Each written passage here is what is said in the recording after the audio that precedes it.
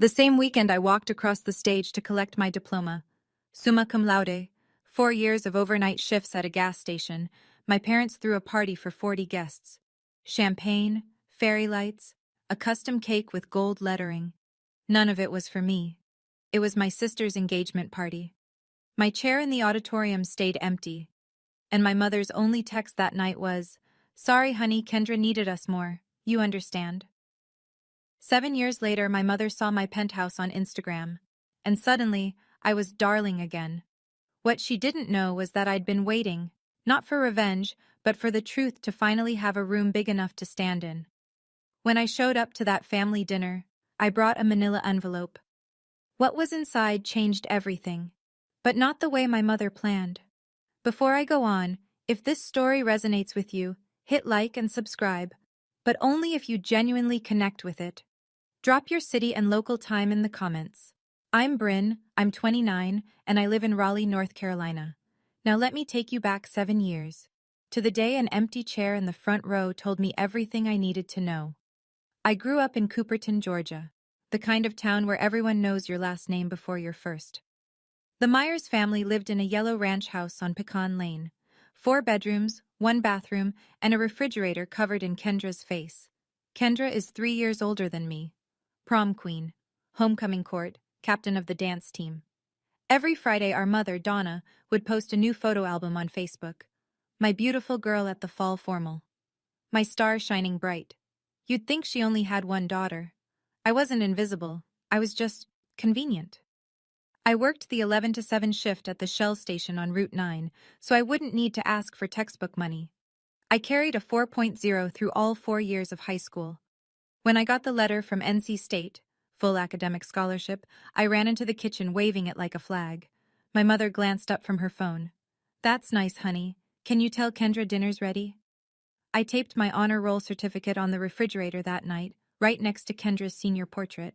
By morning, it was gone. I found it in the recycling bin under a cereal box. When I asked my mother about it, she didn't even look up. It cluttered the fridge, Bryn. There wasn't room. There were 11 photos of Kendra on that refrigerator. 11. I counted. My father, Gerald, was a mechanic at Dillard's auto shop.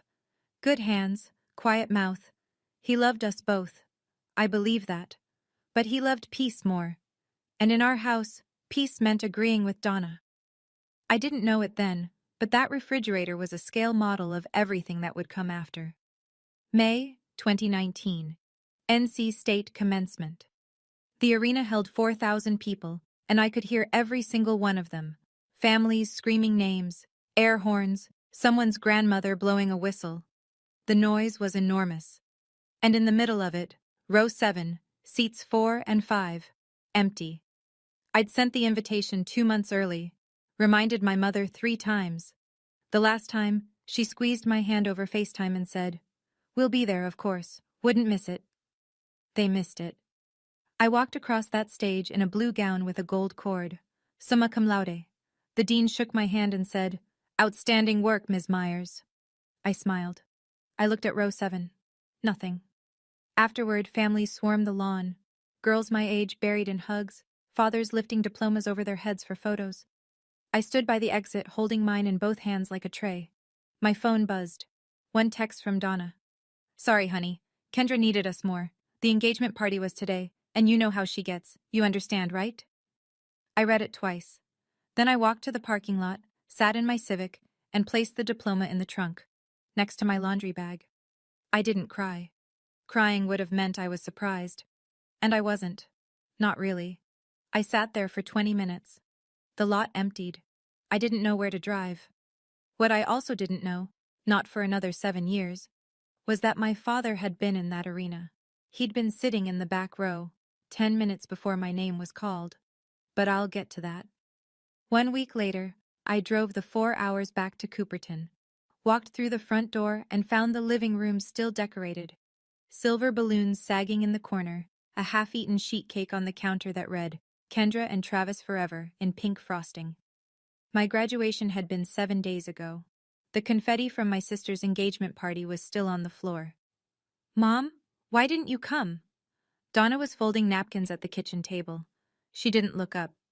"Bryn, Don't make this about you again. Kendra's engagement was a once-in-a-lifetime thing. So was my graduation. She paused, looked at me the way you'd look at a child asking for a second dessert. You'll have other achievements, honey. Kendra needed the spotlight that day. I stood there, holding my car keys so tight the metal bit into my palm. Kendra walked in from the hallway, left hand raised, showing the ring to no one in particular. She hugged Donna, grabbed a piece of cake and sat down. She didn't ask about my graduation. Not how it went, not what I wore, not what the dean said.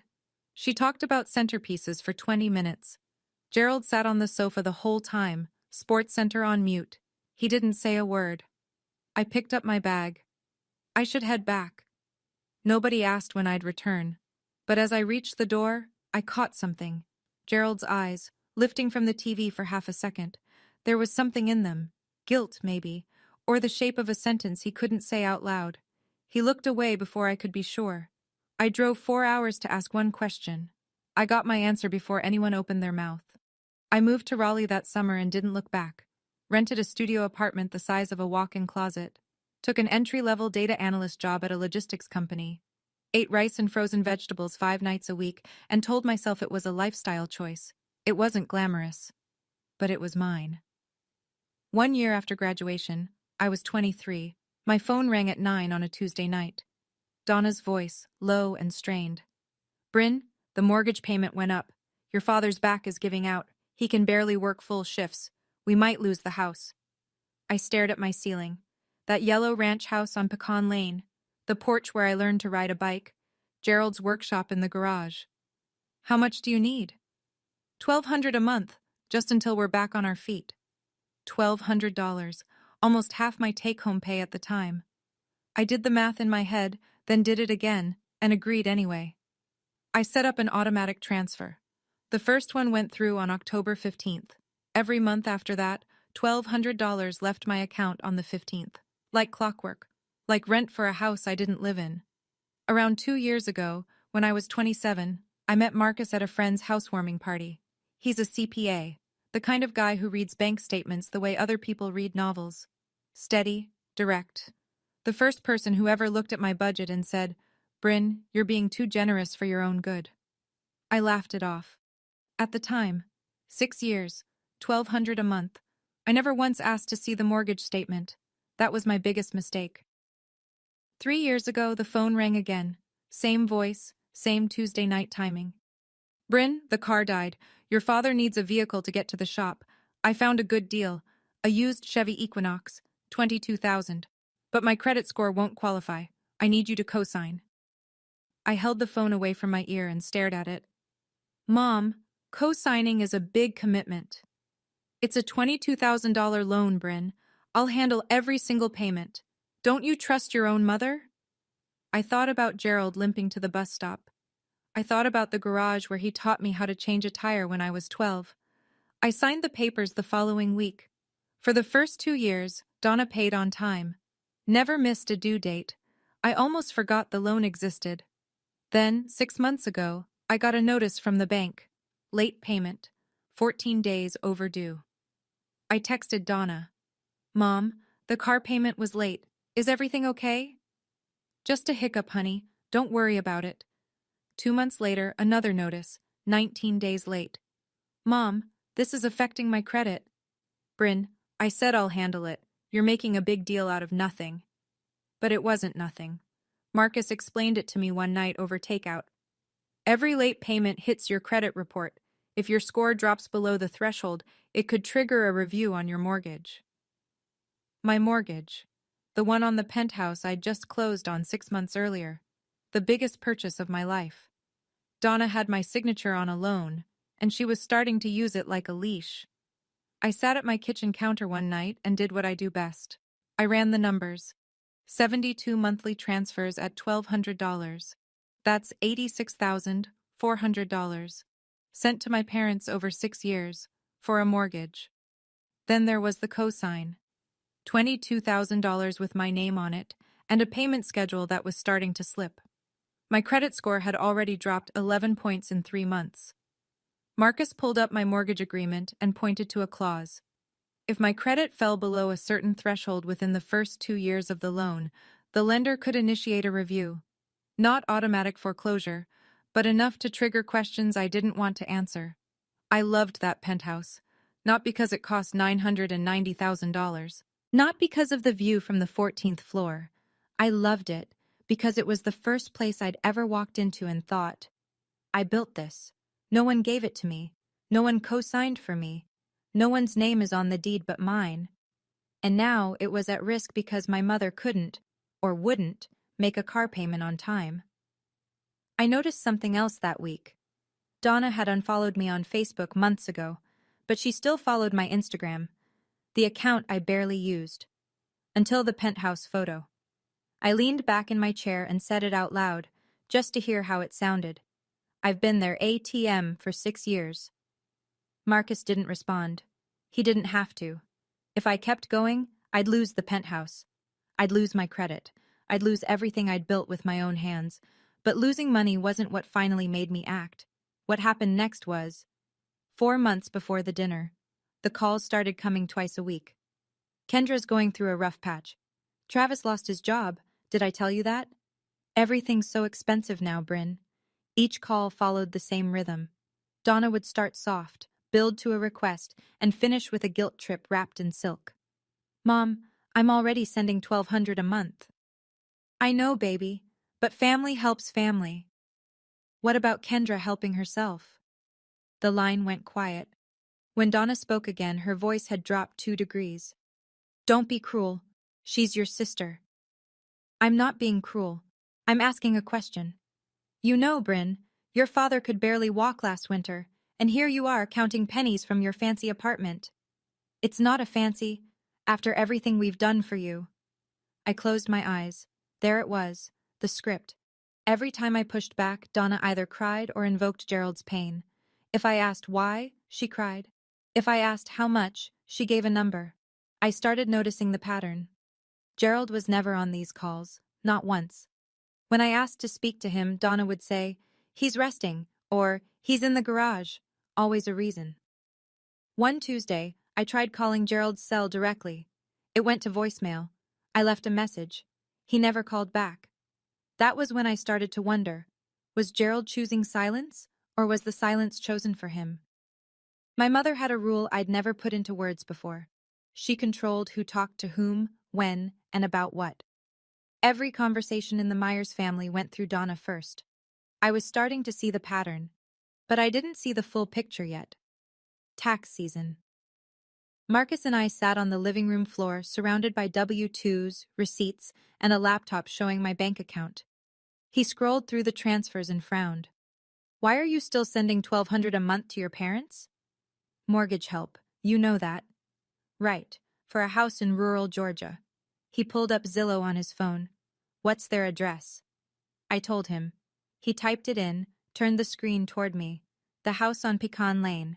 Estimated value, $185,000. Built 1996. Last sold, 1998. Marcus leaned forward. A house like that, bought in the late 90s in Cooperton, Georgia. What do you think the original mortgage was? I don't know. Maybe $120,000? On a 30-year fixed? The payment would have been under $800 a month, and that's before they've paid it down for 20-plus years. He set the phone on the coffee table. Bryn, you're sending more than their likely payment. I stared at the screen. The little yellow house, the porch, the mailbox Gerald repainted every spring. There's a chance, Marcus said carefully, that the house is already paid off. I didn't answer. Something was shifting inside my chest. Not anger yet, but the shape of it. Like seeing a crack in a wall you'd always assumed was solid. I'm not telling you what to think, Marcus said. I'm telling you what the numbers say. That night, I couldn't sleep. I lay in bed doing arithmetic. 25 years of payments on a $120,000 mortgage. Even without extra payments, the math was tight. Where was my money going? I called Donna on a Wednesday. Midday. I wanted her alert, not tired. Mom, I have a quick question. Sure, honey. What's the exact mortgage balance on the house? Silence. 3 full seconds. Why are you asking? I just want to know where my money's going. Her voice changed. Not loud. Donna never yelled. She cooled, like someone opening a window in January. Are you accusing me of something, after everything I've done for this family? I'm asking a question, Mom. I don't appreciate the tone, Bryn. I really don't. You sound like you've been talking to someone. A pause. Is this Marcus? Is he putting ideas in your head? This is me asking a simple question. You know what, Bryn? I've got a lot on my plate right now. Your sister's barely keeping it together, your father's health is a mess, and I might not even be able to make the car payment this month. My hands are full. I gripped the phone so hard my knuckles whitened. She didn't answer my question. She answered a different one I hadn't asked. The car payment. My cosign. She dangled it like a warning flare. Mom? I have to go. Kendra's calling on the other line. Click. I sat on the edge of my bed, hands flat on my knees, breathing slow. She didn't give me a number. She didn't say the balance was 50,000 or 10,000 or anything at all. She pivoted to tears, then to blame, then to a threat, all in under 2 minutes. My mother had just used a car loan to keep me in line. And that's when I knew. This wasn't about helping family. This was leverage. Okay, I need to pause here for a second. Did you catch that? My mother never answered the mortgage question. She went straight to a threat about the car payment. Why do you think she reacted that hard to a simple number? Where do you think that money's been going for 6 years? Drop your predictions in the comments. I'm genuinely curious if you see what I didn't see for way too long. Hit like if you're still here with me. All right, back to the story. Because what happened next changed everything. 3 months before the dinner, a Saturday morning, Marcus came into the kitchen holding his laptop like a serving tray. Sit down. I sat. He'd pulled up the public county records for Cooperton, Georgia. Property tax filings, deed transfers, lien history. All of it free, all of it online. With my permission, he'd searched the Myers household. He turned the screen toward me. The house on Pecan Lane. Mortgage status, satisfied. Payoff date, March 2019. No liens, no HELOC, no second mortgage. March 2019. I started sending money in October 2019. The house had been paid off for 7 months before my mother ever called me asking for help. Marcus printed the property deed record, slid it across the table. I looked at it the way you look at an X-ray when the doctor's face has already told you the news. $86,400. 6 years of transfers. For a mortgage that didn't exist. I didn't say anything. I stood up, put on my running shoes, and ran for 45 minutes through downtown Raleigh. I passed the coffee shop where Marcus had first told me I was too generous. I passed the park where I'd sat on a bench last Thanksgiving and called Gerald, only to get voicemail. I ran until my legs burned and my mind went quiet. When I came back, Marcus was still at the table. Same seat, same screen open. Whatever you decide, he said. I'm here. I poured a glass of water and drank it standing up. I know the money didn't go to the house, I said, but I don't know where it went. The answer came from someone I didn't expect, and it came with a phone call I almost didn't take. Uncle Frank is my father's older brother, 62, carpenter, hands like leather, voice like gravel. He's the kind of man who says 3 words when most people need 30. He'd stayed in touch with me after graduation. A text on my birthday, a call at Christmas. Never much, but always there. So when his name lit up my phone on a random Thursday afternoon, I picked up fast. Bryn, can we talk? Just you and me? Of course, Uncle Frank. He cleared his throat. Your mother's been telling the family you don't call, that you moved away and cut everyone off. She told your Aunt Ruth you refused to help when your daddy had that kidney stone last year. I blinked. Dad had a kidney stone? Last October. He was in the ER for 2 days. Nobody called me. That's what I figured. A long exhale. There's more. Donna came to me last month asking if I'd lend Kendra $15,000. I said no, asked why. She said Kendra's going through hard times. His voice tightened.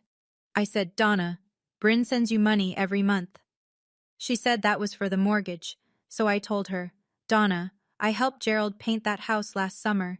He told me himself, the mortgage is done. I stopped breathing. What did she say? Nothing. She hung up. The room tilted. My mother hadn't just lied to me. She'd lied to the whole family. About the money, about my absence, about everything. I don't know all the details, Frank said quietly. But something's wrong, sweetheart. Be careful when you go home. He said one more thing before hanging up. But I wasn't ready to share that part yet. I spent the next 6 weeks doing what I do best. Organizing. First, the car loan. I contacted the bank and applied to refinance the Equinox loan into my name alone. My credit score, despite the late payments, was still strong enough to qualify solo. The refinance removed Donna as co-borrower. She'd still have the car, but the loan was mine now. She couldn't use it as a leash anymore. If she stopped paying, I'd handle it directly and repossess the vehicle if needed. Second, the timeline.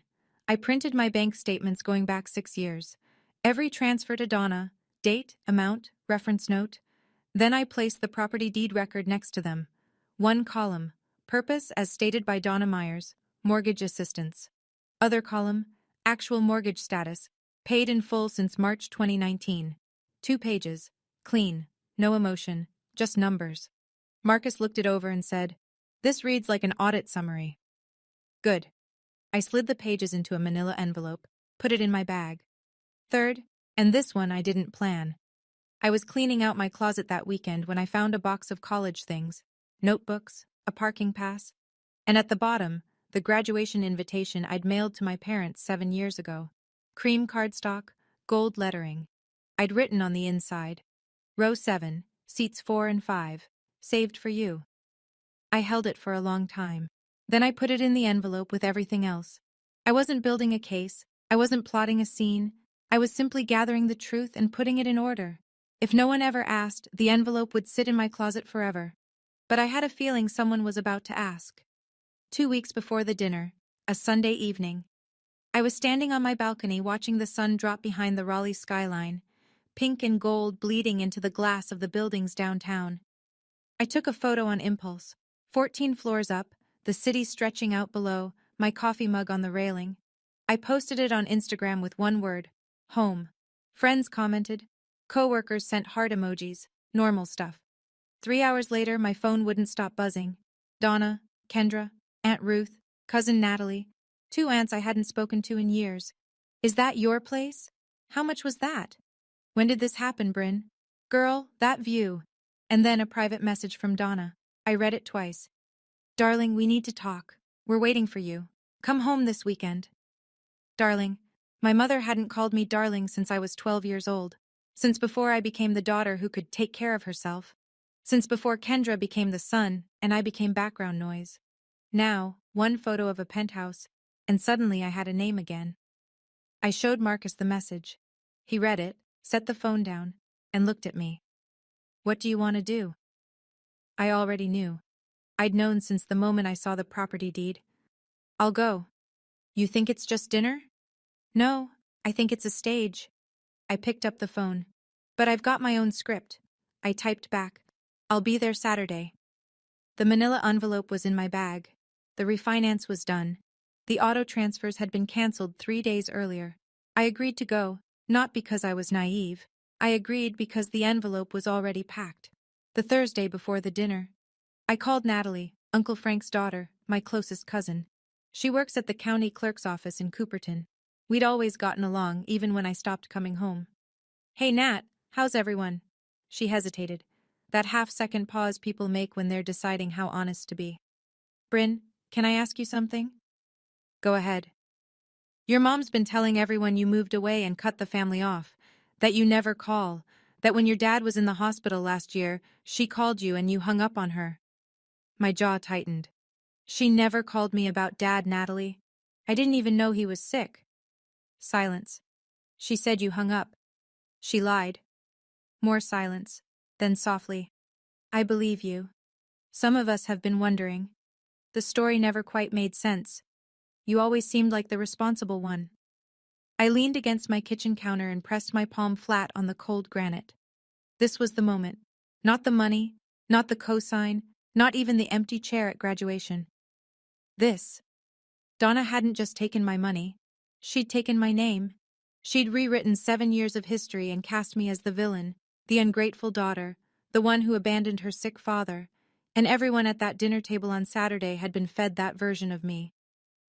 "I'm glad you're coming Saturday," Natalie said.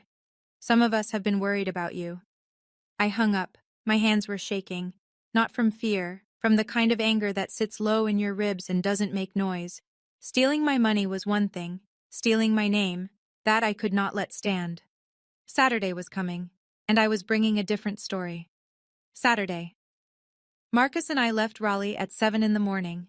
5.5 hours on I-85 South, then 2-lane roads through pine country until the Cooperton exit. I drove. Marcus kept his hand on my knee and didn't ask questions. The manila envelope sat in my shoulder bag on the back seat. When we turned onto Pecan Lane, I counted the cars. 8, 10, 14, lining both sides of the street, spilling onto the neighbor's lawn. "That's not a family dinner," Marcus said. No, it wasn't.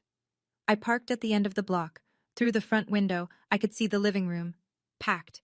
I recognized Aunt Ruth's silver hair, Uncle Dennis's truck in the driveway, Natalie's blue Camry, neighbors, people from church, at least 20 people inside.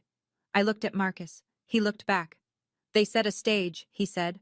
I grabbed my bag, felt the weight of the envelope through the leather, and stepped out of the car.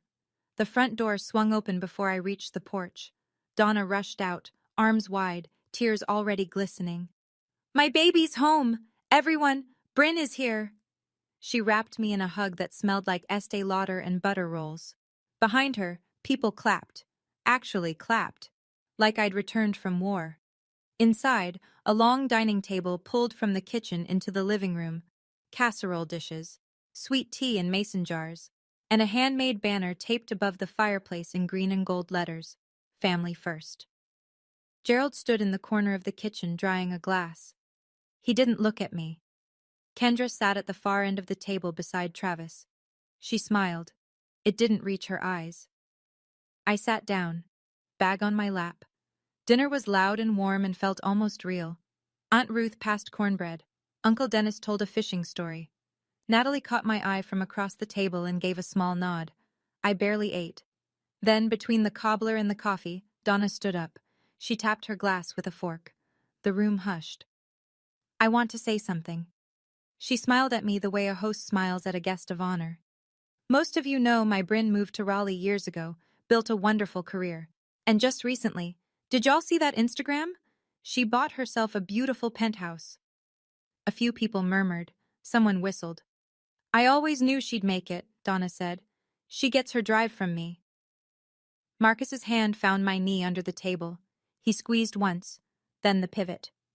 "And because family is everything to the Myers, Bryn has generously offered to help Kendra and Travis get back on their feet. They've had a hard year, Travis between jobs, the house situation, and Bryn has already said she wants to step up." I had not said that. I had never said that. Not in a text, not on a call, not in any universe. But the room didn't know that. They clapped.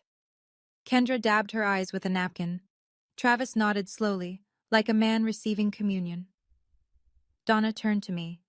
That smile. That warm, practiced, airtight smile. "Honey, do you want to say a few words?" 23 faces turned toward me. The room was silent except for the tick of the kitchen clock and the hum of the refrigerator. The same refrigerator that once held 11 photos of Kendra and none of me.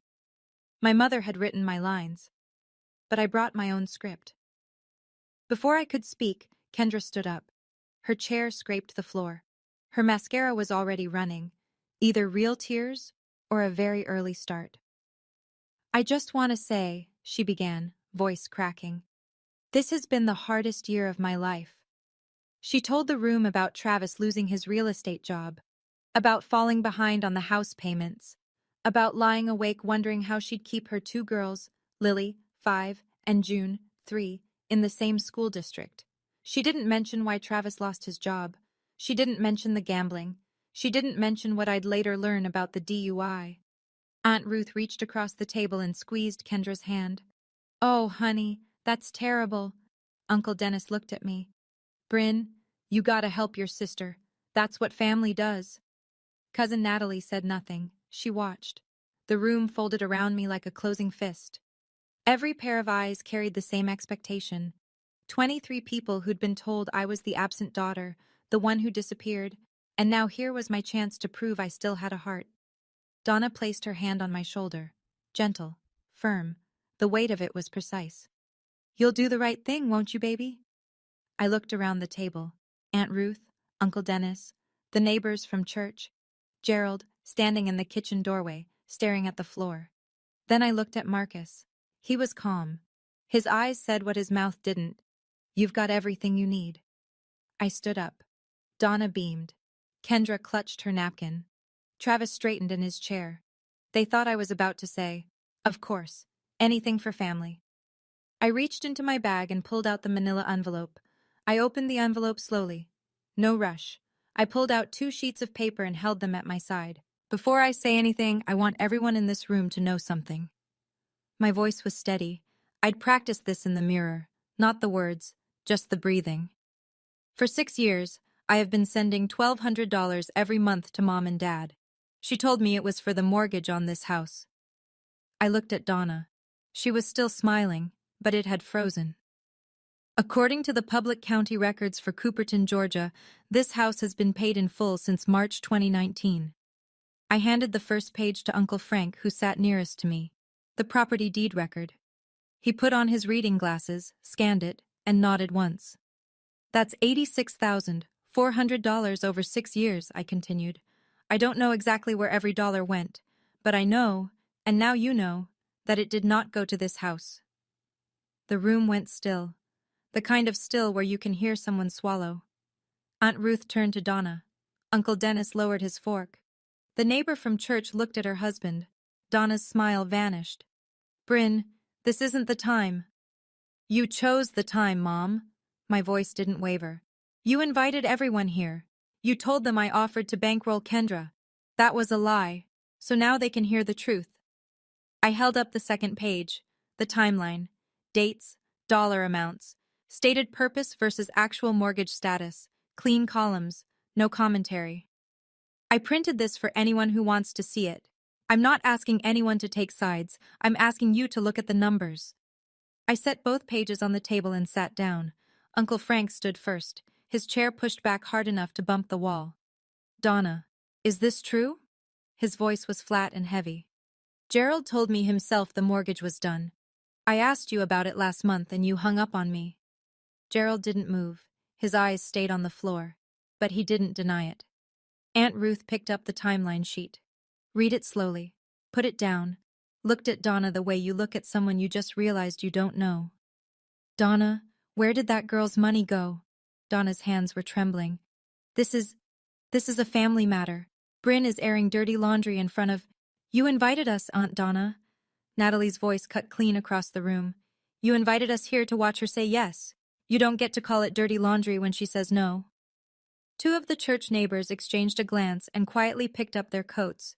Donna turned to Kendra, looking for support, a lifeline, anything. Kendra wouldn't meet her eyes. She was staring at the timeline on the table, lips pressed together, doing math she'd clearly never done before. Travis stood up without a word and walked out the front door. The screen banged shut behind him. Nobody stopped him. Nobody tried. Donna sank into her chair. For the first time in the entire story, she had no script, no pivot, no tears on cue. Uncle Frank picked up the property deed and held it where everyone could see. "You told the whole family this girl abandoned you. You told Ruth she hung up when Gerald was in the hospital." He shook his head. "Looks to me like it's been the other way around." Donna opened her mouth. Nothing came out. But I wasn't done. I know that last part was heavy. Honestly, standing in that living room, my hands were ice cold, but I wasn't shaking from fear. It was relief. For the first time in 7 years, the truth was in the room, and it wasn't just mine to carry. Here's my question for you. If you were in my shoes at that moment, would you let Uncle Frank keep going? Or would you stop here and walk out? I'd love to hear what you'd do. Drop it in the comments. And hit subscribe if you want to see how this ends, because even I didn't expect what came next. I reached into my bag one more time and pulled out a folded index card. Not a speech. 5 sentences I'd written at my kitchen counter the night before, with Marcus reading over my shoulder. I unfolded it and read, "Starting today, the monthly transfers stop. They've already been cancelled." Donna flinched. "I've refinanced the car loan into my name only. Mom, your name is no longer on the title. The payments are my responsibility now." Donna's mouth opened and closed. The leash she'd been holding, gone. "I will not be funding anyone's lifestyle while being called the daughter who abandoned her family." The room was so quiet I could hear the ice settling in someone's sweet tea. "If Kendra needs help, I'd suggest she look into the same options I used: scholarships, part-time jobs, and a budget." I looked up from the card. I looked at Donna, at Gerald, at Kendra, at the banner that said "Family First." I love this family, but love doesn't mean I have to set myself on fire to keep someone else warm. I folded the card, put it back in my pocket. Aunt Ruth nodded. Natalie wiped her eyes. Uncle Dennis, who 20 minutes ago had told me to help my sister, stared at his hands. Nobody argued. Nobody said I was wrong. And for the first time in my life, nobody told me I was making it about myself. Donna looked at Gerald. Gerald looked at the floor. Then he did something he hadn't done all evening. He looked up. Not at Donna. At me. But I wasn't done yet, because Uncle Frank cleared his throat. "There's something else," he said, and the room held its breath. Uncle Frank stood in the middle of the room with his hands in his pockets, looking at Gerald the way a brother looks at a brother he's about to stop protecting. "7 years ago," Frank said, "your daddy drove to your graduation." I stopped breathing. "I know because I lent him my truck. His car wouldn't start that morning, and he came to my house at 6 a.m. asking for the keys. He said, 'Frank, I'm not missing this.'" The room turned to Gerald. He was leaning against the kitchen doorframe, eyes closed. "He drove 4 hours," Frank continued. "Got there early. Sat in the back row. I know because he called me from the parking lot afterward and said he saw you walk across that stage." My chest cracked open. I could feel it. Something between grief and gratitude splitting me right down the center. "Then Donna called him," Frank's voice hardened. "Told him Kendra had fainted at the engagement party. Told him to come back immediately. He left." Frank looked at Donna. "I found out 2 weeks later. Kendra never fainted. It was a lie to get him out of that auditorium." Gerald opened his eyes. Tears ran down both cheeks, catching in the stubble on his jaw. This was the most emotion I'd seen from my father in my entire adult life. Donna stood up. "That's not—" "It is true, Donna." Gerald's voice broke the room like a stone through glass. "Stop." 2 words, the first he'd spoken all night, and they were aimed not at me, but at her. I gripped the edge of the table. My father had been there. He'd watched me graduate, and my mother had pulled him away with a lie. "I should have stayed, baby girl," Gerald whispered. "I should have stayed." The room was still reeling, people whispering, Aunt Ruth pressing a napkin to her eyes, when Natalie stood up from the far end of the table. "Since we're being honest tonight," she said, "there's one more thing Aunt Donna didn't mention." The room pivoted. Natalie wasn't loud. She didn't need to be. She had the same steady energy as her father. 3 months ago, Travis Hadley was arrested for driving under the influence. He was processed through the county clerk's office. She paused. "I handled the paperwork. Aunt Donna posted his bail that same night." The silence hit different this time. This wasn't about money or mortgages. This was about trust. Kendra turned to Donna, her face drained white. "What?" Travis had come back inside and was standing near the door. He went red from the collar up. Kendra stood. "You were arrested? 3 months ago?" Travis said nothing. Kendra spun toward Donna. "You knew? You bailed him out and didn't tell me?" Donna raised both hands. "I was protecting this family." "No, Donna." Uncle Frank's voice was granite. "You were protecting an image. There's a difference."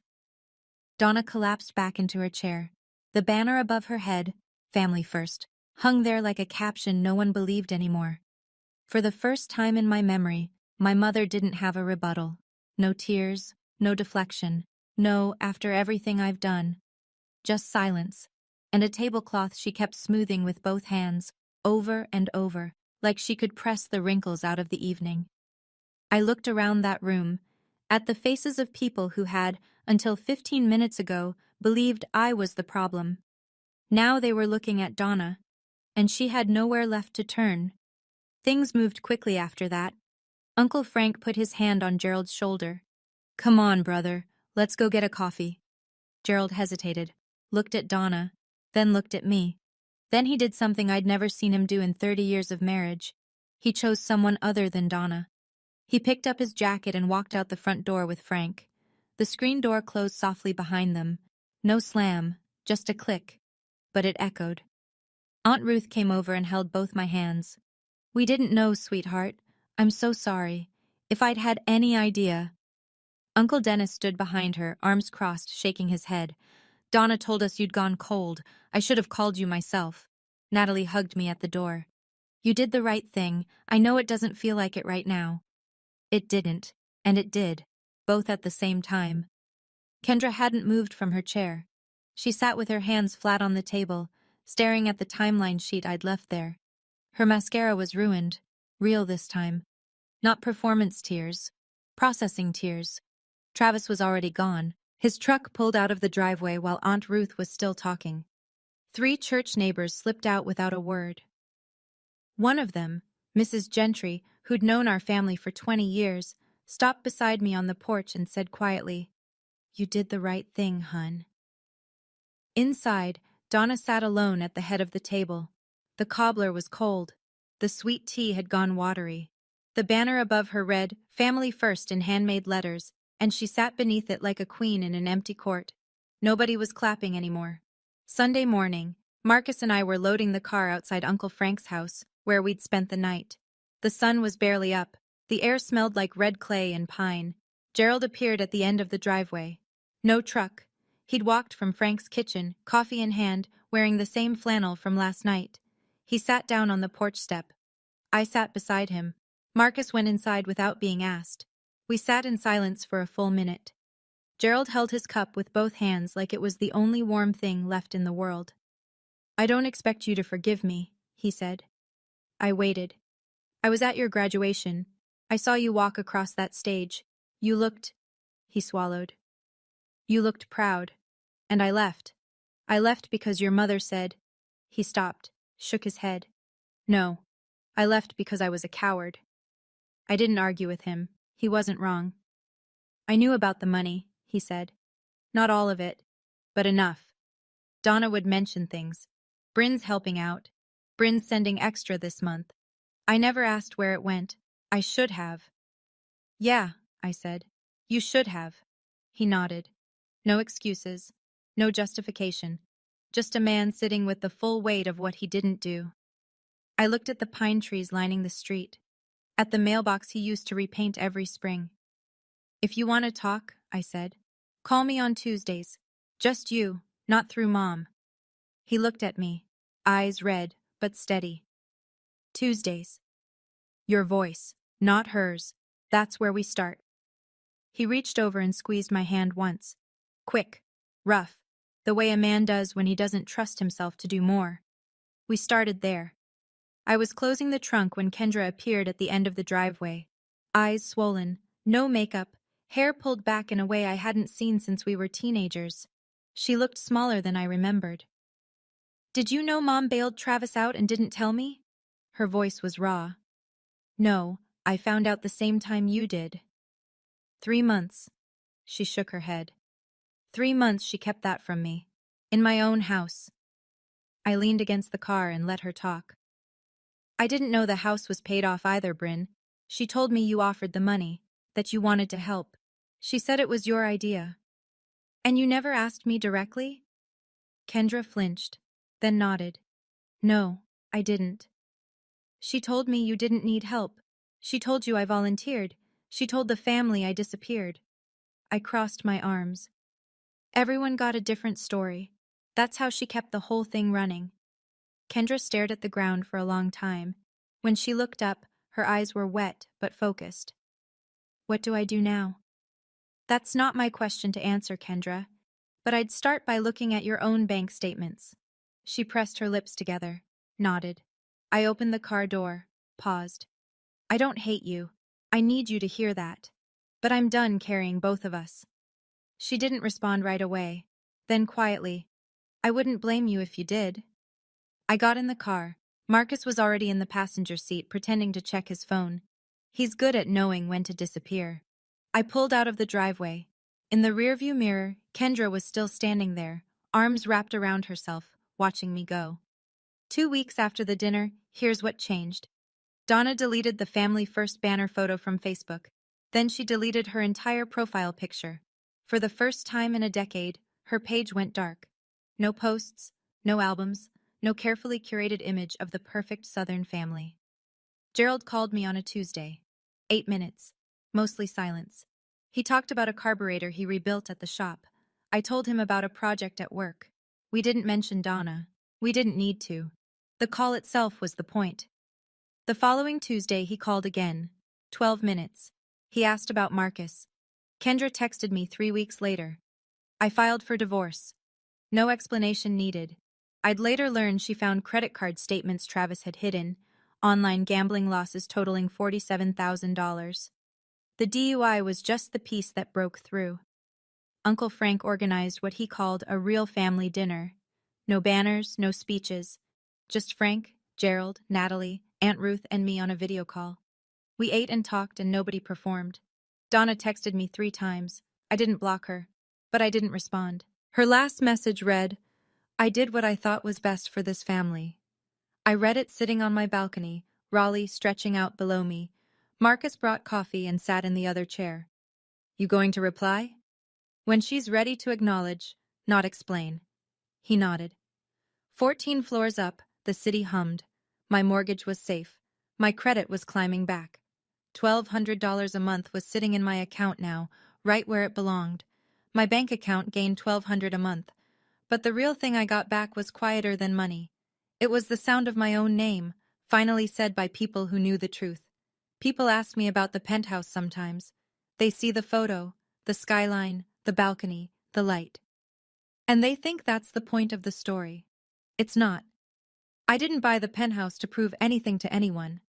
I bought it because after 7 years of overnight shifts, studio apartments, frozen vegetables, and automatic transfers to a house that didn't need my money, I wanted one thing that was entirely mine. A place where, when I turned the key, I knew no one else had paid for it. No one else's name was on the deed. No one else could take it away. The word I posted under that photo, home, wasn't a flex. It was the first time I'd used that word and meant it. Home wasn't Pecan Lane anymore. Home was a place I'd built myself, brick by brick, paycheck by paycheck, while my family looked the other way. Last week I was unpacking the last box from my closet. At the bottom, under a tangle of old chargers and college notebooks, I found the graduation invitation again. The cream cardstock, the gold lettering, and my handwriting on the inside. Row 7, seats 4 and 5, saved for you.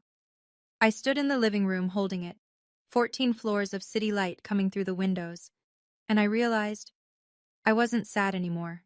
I wasn't angry. I was just done carrying it. I put the invitation on the bookshelf next to a photo of Marcus and me at a friend's wedding and a postcard from Uncle Frank. Not to remember the pain, to remember the distance I'd traveled. The penthouse is 14 floors up, but the journey that got me here started in a parking lot where I stood alone with a diploma and nowhere to go. So where does everything stand now? Gerald and I talk on Tuesdays. The calls are getting longer, 15 minutes last week. He told me he's been going to the diner on Main Street by himself, which might not sound like much, but for a man who spent 30 years orbiting Donna's schedule, it's a revolution. He's not perfect. He spent 7 years watching and saying nothing. But he's trying, and trying counts, as long as it's consistent. Kendra reached out a month after the dinner. One text. "I started therapy." I wrote back, "That's good." Short, not cold, just honest. I'm not ready to rebuild with Kendra yet. She accepted the money for years and never once asked where it came from. She's not the villain of this story, but she's not innocent either. We'll see. The door's not locked, but it's not open wide. Marcus and I are solid.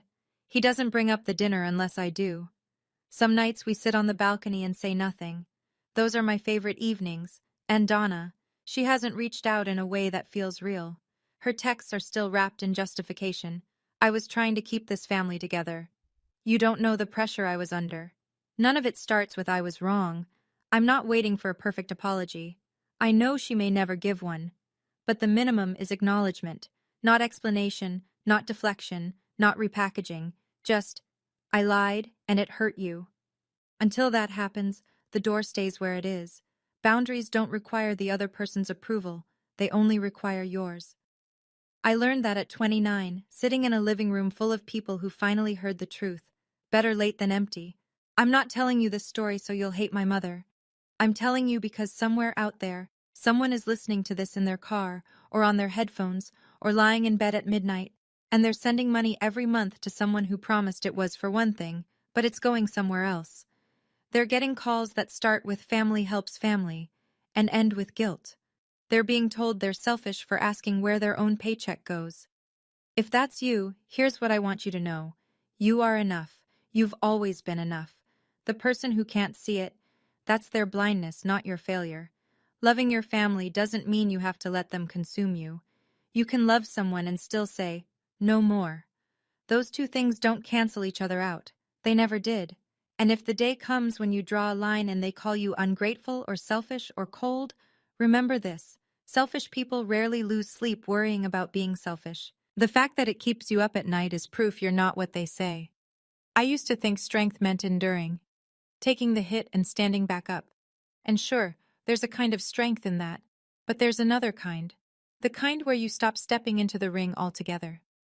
That's where I am now.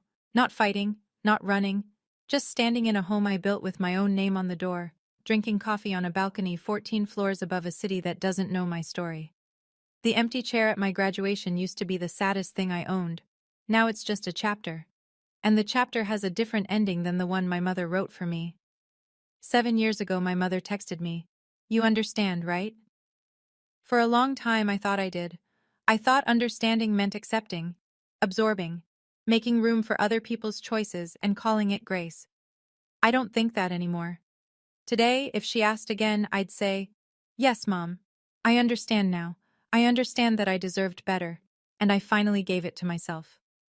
My diploma hangs in my home office now, next to a photo of Marcus and me at his sister's cookout, a framed postcard from Uncle Frank that says, "Proud of you, kid," in his carpenter's handwriting, and my first marathon finisher's medal. Raleigh Half Marathon, 2 years ago. I cried at the finish line. Not because it hurt, because nobody had to carry me. On Tuesday nights, my phone rings. Gerald's name. I always pick up. Last week he said, "I told my buddy at the shop about your penthouse." He said, "Your girl did all that on her own?"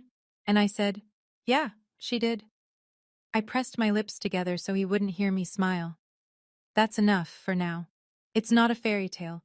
It's not a full reconciliation. Some things don't come back all the way, and I've made peace with that. But I'll tell you what I have. I have a home. I have a man who reads bank statements for fun and never once told me how to feel. I have a father who's learning to call. I have a bookshelf with a 7-year-old invitation on it and a view of the city I chose for myself. And I have my name back. Not the one Donna gave the family. The real one. The one I earned. If this story resonated with you, I'm glad. If you just listened for the drama, that's fine too.